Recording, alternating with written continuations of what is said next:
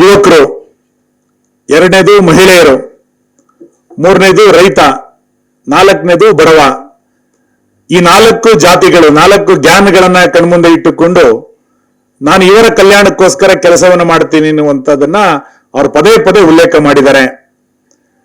ಈ 4 ಕ್ಷೇತ್ರಗಳಿಗೆ ಬೇರೆ ಬೇರೆ ರೀತಿಯಾದಂತಹ ಕಾರ್ಯಕ್ರಮಗಳನ್ನು ಕೂಡ ಬಿಜೆಪಿ ಸರ್ಕಾರ ನಿರಂತರವಾಗಿ ಕೊಡ್ತಾ ಬಂದಿದೆ.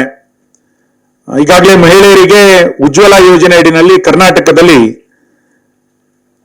40,70,000 ಜನರಿಗೆ ಉಜ್ವಲ ಯೋಜನೆ ಅಡಿನಲ್ಲಿ ಈಗಾಗಲೇ ಗ್ಯಾಸ್ ಸಿಲಿಂಡರ್ಗಳು ಉಚಿತವಾಗಿ ಸಿಕ್ಕಿದೆ, ಸಂಪರ್ಕ ಸಿಕ್ಕಿದೆ.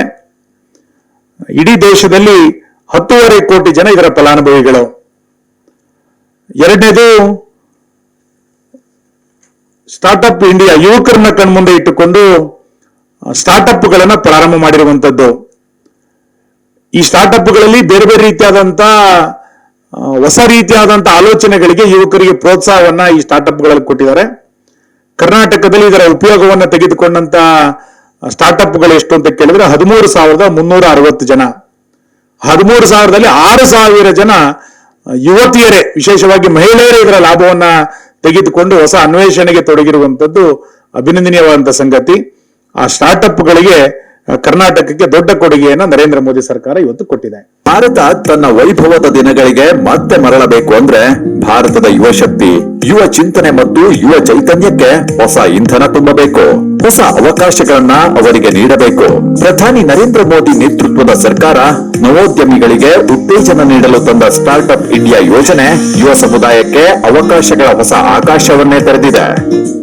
भारत का स्टार्टअप इकोसिस्टम आज दुनिया में अपना परचम लहरा रहा है. ಕರ್ನಾಟಕ ಒಂದರಲ್ಲೇ 13,000ಕ್ಕೂ ಅಧಿಕ ಸ್ಟಾರ್ಟ್ಅಪ್ಗಳು ಸ್ಥಾಪನೆಯಾಗಿವೆ. ಈ ಪೈಕಿ 6,000ಕ್ಕೂ ಅಧಿಕ ಸ್ಟಾರ್ಟ್ಅಪ್ಗಳು ಮಹಿಳೆಯರಿಂದಾನೇ ಸ್ಥಾಪನೆಯಾಗಿವೆ ಅನ್ನೋದು ಕರ್ನಾಟಕದ ಮಹಿಳೆಯರಿಗೆ ಮೋದಿ ಸರ್ಕಾರ ನೀಡಿರೋ ಆರ್ಥಿಕ ಶಕ್ತಿಗೆ ಸಾಕ್ಷಿ. ಶಕ್ತಿಶಾಲಿ ಭಾರತ ನಿರ್ಮಾಣಕ್ಕೆ ಕೊಡುಗೆ ನೀಡುತ್ತಿದೆ ಬಲಶಾಲಿ ಕರ್ನಾಟಕ. ಕರ್ನಾಟಕದಲ್ಲಿ ಸ್ಟಾರ್ಟ್ಅಪ್ಗಳ ನವಯುಗವನ್ನೇ ಆರಂಭ ಮಾಡಿದ ಪ್ರಧಾನಿ ನರೇಂದ್ರ ಮೋದಿ ಅವರಿಗೆ ನಾವೊಂದು ಧನ್ಯವಾದ ಹೇಳ್ಬೇಕಲ್ವೇ? ಹಾಗಾದ್ರೆ ನಮ್ಮ ಡಿಪಿ ಅಥವಾ ಪ್ರೊಫೈಲ್ ಚಿತ್ರ ಬದಲಿಸುವ ಮೂಲಕ ಮೋದಿಜಿಗೆ ಧನ್ಯವಾದ ಹೇಳೋಣ. ಮೂರನೇದು ಗರೀಬ್ ಕಲ್ಯಾಣ ಯೋಜನೆ ಅಡಿನಲ್ಲಿ ಕೊರೋನಾ ಬಂದಂತ ಸಂದರ್ಭದಲ್ಲಿ ಇಡೀ ದೇಶ ಆತಂಕದ ಸ್ಥಿತಿಯಲ್ಲಿ ಇದ್ದಂತ ಸಂದರ್ಭದಲ್ಲಿ ಗರೀಬ್ ಕಲ್ಯಾಣ ಯೋಜನೆಯನ್ನ ಜಾರಿಗೆ ತಂದು ಈ ಕ್ಷಣದ ತನಕ ಯೋಜನೆಯನ್ನ ಮುಂದುವರಿಸಿದಂತ ಕೀರ್ತಿ ಕೇಂದ್ರದ ಬಿಜೆಪಿ ನೇತೃತ್ವದ ನರೇಂದ್ರ ಮೋದಿ ಅವರ ಸರ್ಕಾರಕ್ಕೆ ಸಲ್ಲಿಸುತ್ತೆ. ಆ ಗರೀಬ್ ಕಲ್ಯಾಣ ಯೋಜನೆ ಅಡಿಯಲ್ಲಿ 80 ಕೋಟಿಗೂ ಹೆಚ್ಚು ಜನ ದೇಶದಲ್ಲಿ ಫಲಾನುಭವಿಗಳು.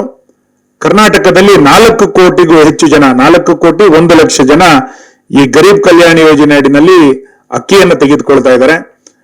ಕಾಂಗ್ರೆಸ್ ನಾನು ಕೊಡ್ತೀನಿ ಅಂತ ಸುಳ್ಳು ಹೇಳ್ತಾ ಇದೆ.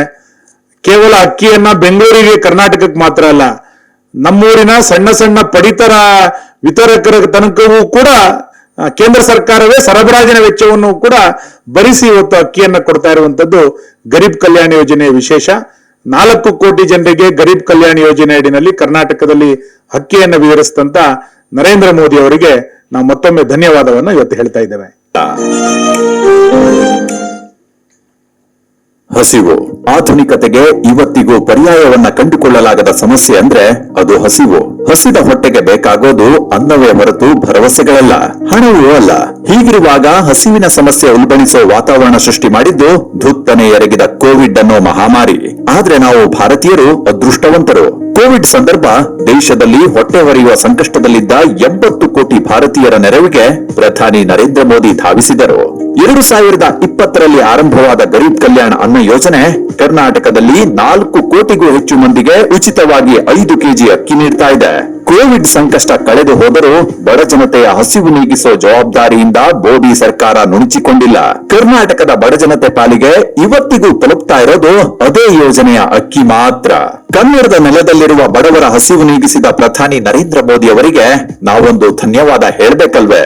ಹಾಗಾದ್ರೆ ನಮ್ಮ ಡಿಪಿ ಅಥವಾ ಪ್ರೊಫೈಲ್ ಚಿತ್ರ ಬದಲಿಸುವ ಮೂಲಕ